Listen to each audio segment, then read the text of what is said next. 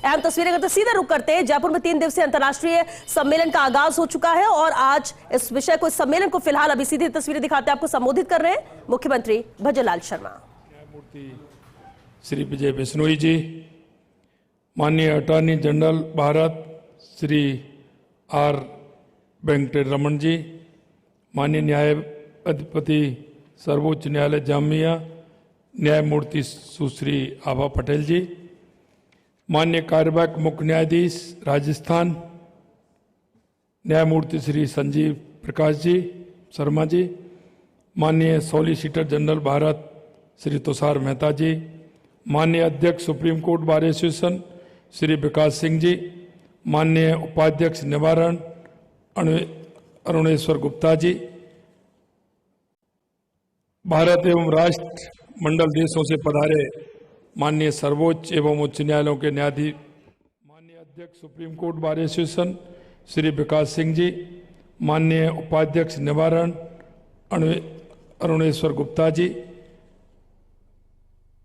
भारत एवं राष्ट्र मंडल देशों से पधारे माननीय सर्वोच्च एवं उच्च न्यायालयों के न्यायाधीशगण, विभिन्न देशों के प्रतिष्ठित न्यायविद, संवैधानिक पदाधिकारी, विधि विशेषज्ञ, विद्वान अधिवक्तागण, कॉमनवेल्थ लॉयर्स एसोसिएशन तथा अन्य अंतर्राष्ट्रीय संस्थाओं के सम्मानित प्रतिनिधिगण, देवी और सज्जनों, सबसे पहले मैं आप सभी का राजस्थान की इस ऐतिहासिक गुलाबी नगरी में हार्दिक स्वागत करता हूं, अभिनंदन करता हूं।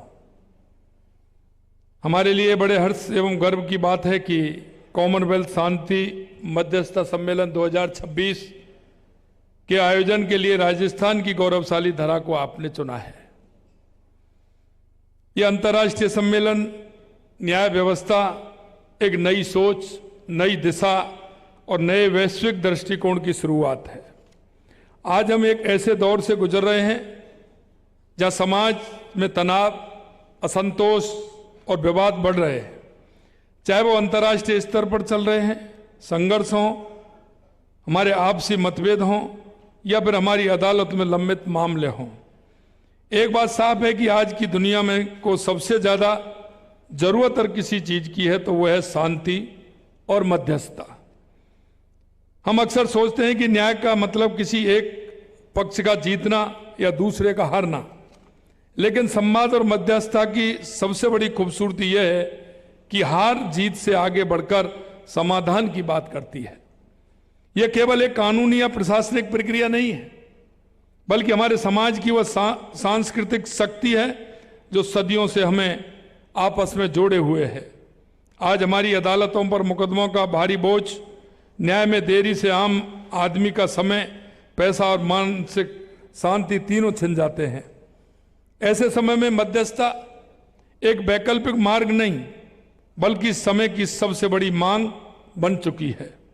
यह एक ऐसा माध्यम है जहां आपसी बातचीत से उन जटिल समस्याओं को हल किया जा सकता है जो सालों साल अदालती चक्कर काटने पर भी नहीं सुलझती। इस सम्मेलन की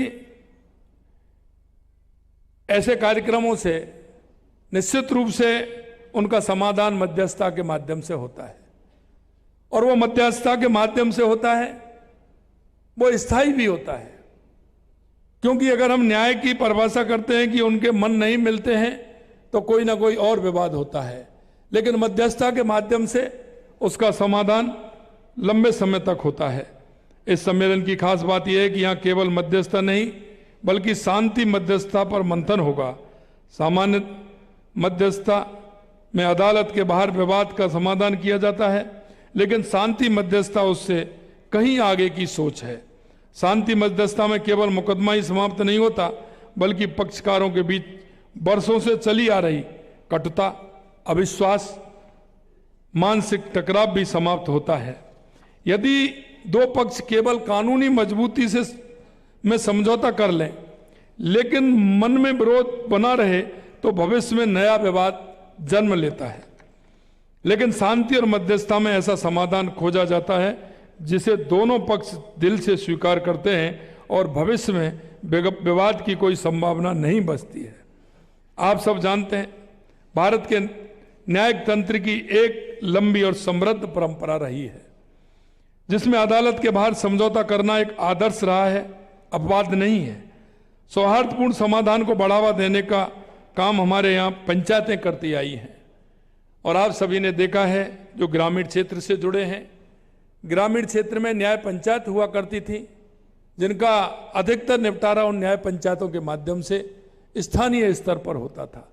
और स्थानीय स्तर पर होता था, लोगों को विश्वास इस बात का भी होता था कि पंच परमेश्वर जो 5 लोग करते हैं वो फैसला मान्य भी हो जाता था।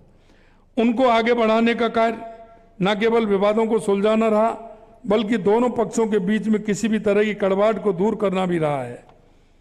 मैं ये भी कहना चाहता हूं कि छोटे छोटे विवाद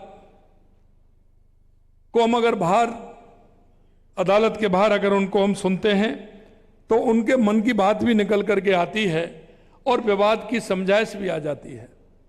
नहीं तो वो आगे चल के जब बढ़ के चलता है तो कोर्ट में एविडेंस के कारण उन सारे विषय जो आते हैं उनमें कहीं ना कहीं पक्ष को समाधान होता है, लेकिन वो काफी समय के बाद होता है। देश के यशस्वी प्रधानमंत्री नरेंद्र मोदी जी का कहना है, ये न्याय सभी के लिए सुलभ हो, समय पर हो, हर व्यक्ति तक उसकी सामाजिक या वित्तीय पृष्ठभूमि की परवाह किए बिना पहुंचे, तभी सही मायने में सामाजिक न्याय की नींव बनता है। इसी सोच के साथ माननीय प्रधानमंत्री जी ने, केंद्र सरकार ने देश में संस्थागत मध्यस्थता को सुदृढ़ बनाने के लिए कई महत्वपूर्ण कदम उठाए। भारत अंतर्राष्ट्रीय मध्यस्थता केंद्र अधिनियम 2019 के तहत भारत अंतर्राष्ट्रीय मध्यस्थता केंद्र की स्थापना की गई। इससे देश में विवादों का त्वरित एवं विश्वसनीय समाधान का रास्ता खुला है। मध्यस्थता अधिनियम 2023 लागू कर मध्यस्थता को विवाद समाधान का एक प्रभावी, सरल और भरोसेमंद माध्यम बनाया गया है। राजस्थान भी हर व्यक्ति को न्याय सुलभ कराने के लिए हमारी सरकार संकल्पित है। इस दिशा में हमने अनेक पहल की हैं। राजसा के तहत बंदियों एवं बाल अपचारियों को विधिक सेवाएं एवं सहायता योजना 2015 के तहत 5,85,000 प्रकरणों में विधिक सहायता उपलब्ध कराई गई है। राजस्थान पीड़ित पृथक्कर योजना के तहत लगभग 4,000 पीड़ितों को 84 करोड़ रुपए से अधिक पृथक्कर राशि दी गई है। 1,20,000 विधिक साक्षरता शिविर आयोजित कर करीब 77 लाख लोगों को लाभान्वित किया गया है। वैकल्पिक विवाद निस्तारण के तहत मध्यस्थता केंद्रों से 21,000 से अधिक प्रकरणों का निस्तारण किया गया है। मीडिएशन फॉर नेशन अभियान के तहत लगभग 22,000 प्रकरणों का निस्तारण मध्यस्थता से किया गया है। मुझे विश्वास है कि इस सम्मेलन में होने वाले मंथन से मध्यस्थता व्यवस्था को और सुदृढ़ बनाने के लिए नए विचार, व्यवहारिक सुझाव प्राप्त होंगे। यह सम्मेलन न्याय व्यवस्था को नई दिशा देने के साथ ही समाजों को बीच सहयोग, समरसता, स्थायी शांति को भी सुदृढ़ करेगा। जयपुर पीस मीडिएशन डिक्लेरेशन से निकलने वाले निष्कर्ष भविष्य में अंतर्राष्ट्रीय विवादों को सुलझाने और शांति स्थापित करने में मार्गदर्शन की भूमिका निभाएंगे। मैं इस आयोजन के लिए राजस्थान राज्य विधिक सेवा प्राधिकरण, Commonwealth lawyers association, supreme court bar association समेत सभी आयोजकों को हार्दिक बधाई और शुभकामनाएं देता हूं। मुझे आशा है कि इस सम्मेलन में होने वाले विमर्श में ऐसे ठोस निष्कर्ष सामने आएंगे जो विश्व में शांति, न्याय और विधि के शासन को और अधिक सशक्त बनाने में महत्वपूर्ण भूमिका निभाएंगे। आप सभी का पुनः बहुत बहुत अभिनंदन, स्वागत, धन्यवाद। जय हिंद, जय भारत, जय राजस्थान।